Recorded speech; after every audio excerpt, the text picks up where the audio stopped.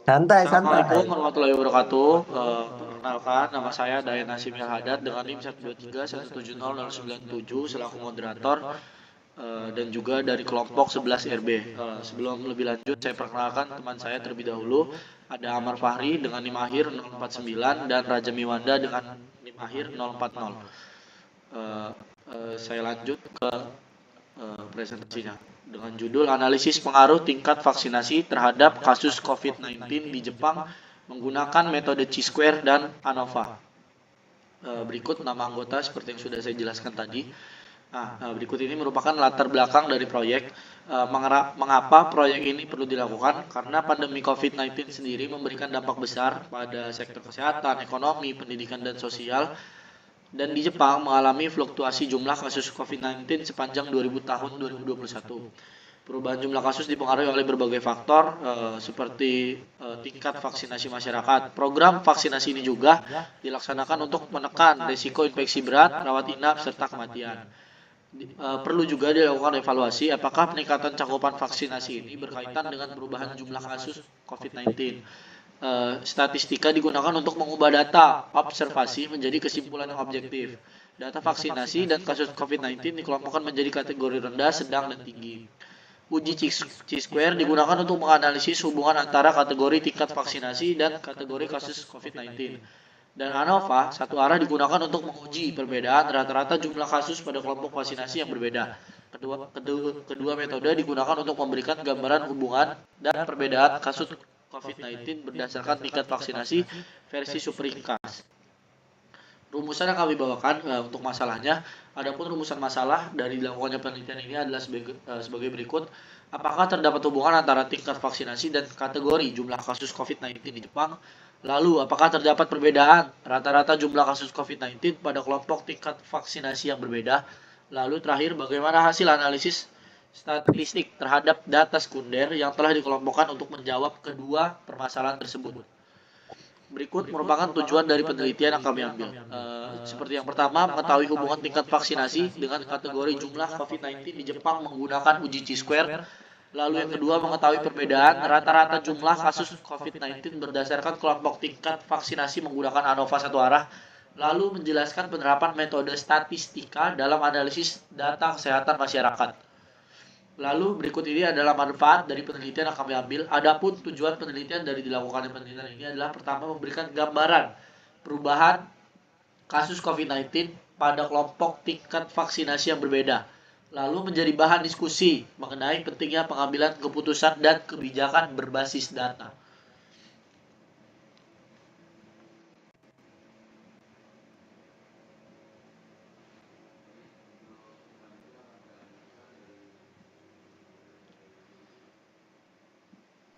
Baik, selanjutnya akan saya lanjutkan untuk PPT di sini. Batasan masalah.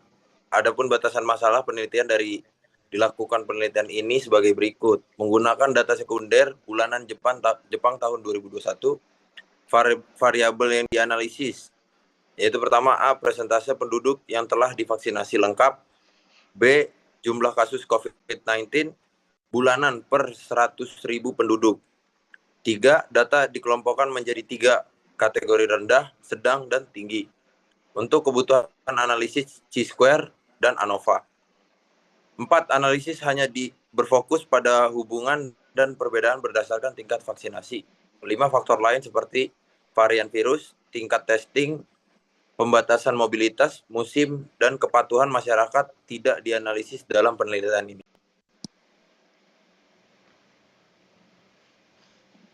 Untuk di sini tinjauan pustaka. Yang pertama, COVID-19 dan dampaknya.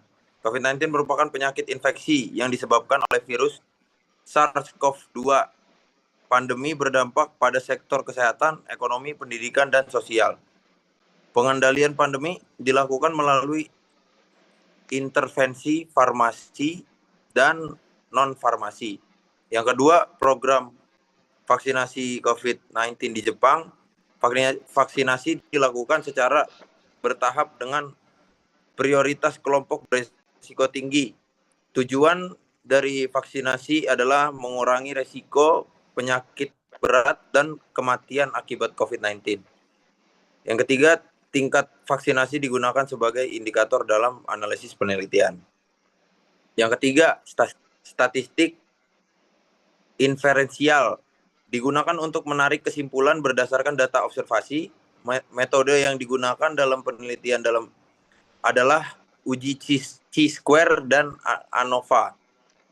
Yang keempat, uji chi-square digunakan untuk menguji hubungan antara tingkat vaksinasi dan kategori kasus COVID-19. Analisis dilakukan menggunakan tabel kontingensi. Yang kelima, uji ANOVA dilakukan untuk menguji perbedaan rata-rata kasus COVID-19 pada kelompok vaksinasi rendah, sedang, dan tinggi. Hasil uji menunjukkan apakah terdapat perbedaan yang signifikan antar kelompok.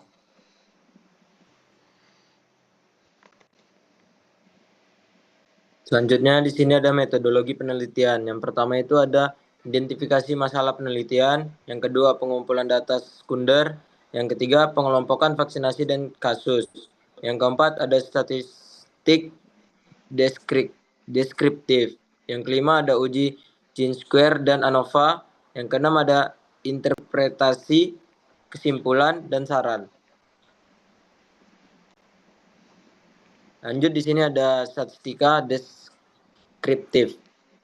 Mungkin di sini di tabel ini tertuju pada vaksinasi dan kasus yang dimana di KON ada berjumlah 69 juta. Mungkin untuk data ini berbeda-beda setiap jumlahnya. Bisa dilanjutkan. Kemudian di sini ada analisis distribusi data. Dari analisis tersebut dapat ternilai grafik pada setiap tahunnya ataupun setiap peningkatan selama dari tahun 2021 hingga tahun 2021 bulan 3 tanggal 1.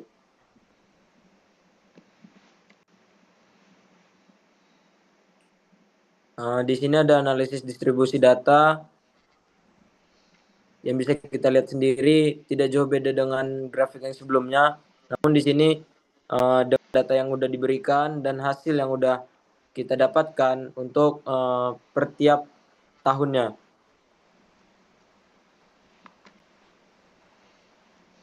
Kemudian di sini ada analisis distribusi data. Yang pertama itu ada tingkat vaksinasi yang ada rendah, sedang, tinggi, serta jumlahnya. Yang pertama kasus rendah berjumlah 17, kasus sedang 4, tingginya 2 dengan jumlah 23, kasus sedang yang kedua 21, kasus sedangnya 1, tingginya 1 dengan total 23, kasus tinggi yang rendahnya ada 23, yang sedangnya ada 0, tinggi ada 0, berjumlah 23. Total yang rendah 61, sedang ada 5, tingginya ada 3, dan total keseluruhan ada 69.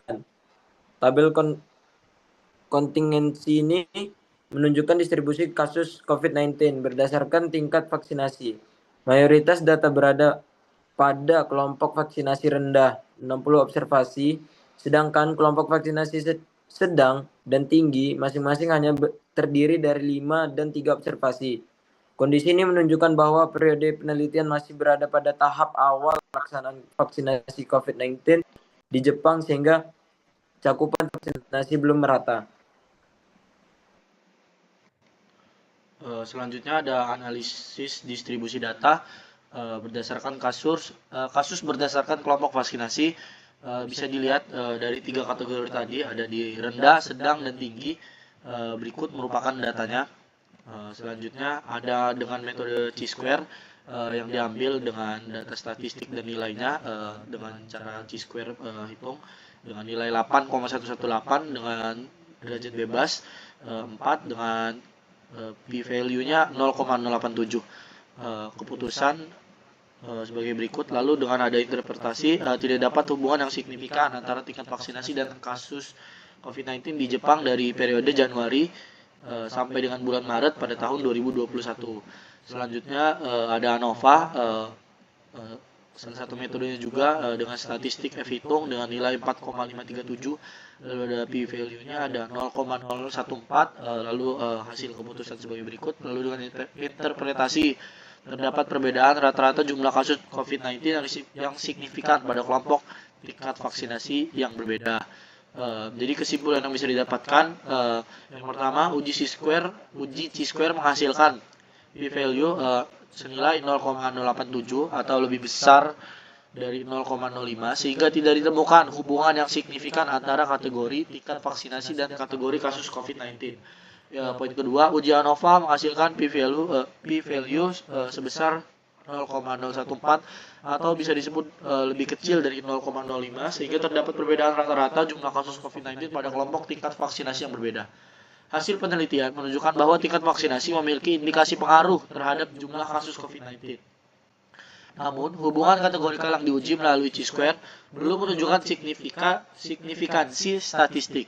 Lalu poin terakhir, penelitian menggunakan data Januari sampai dengan bulan Maret tahun 2021 yang merupakan fase awal program vaksinasi di Jepang, sehingga variasi tingkat vaksinasi masih terbatas.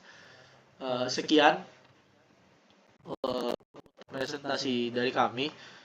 Selebihnya kami mohon maaf, kami ucapkan terima kasih. Selamat malam.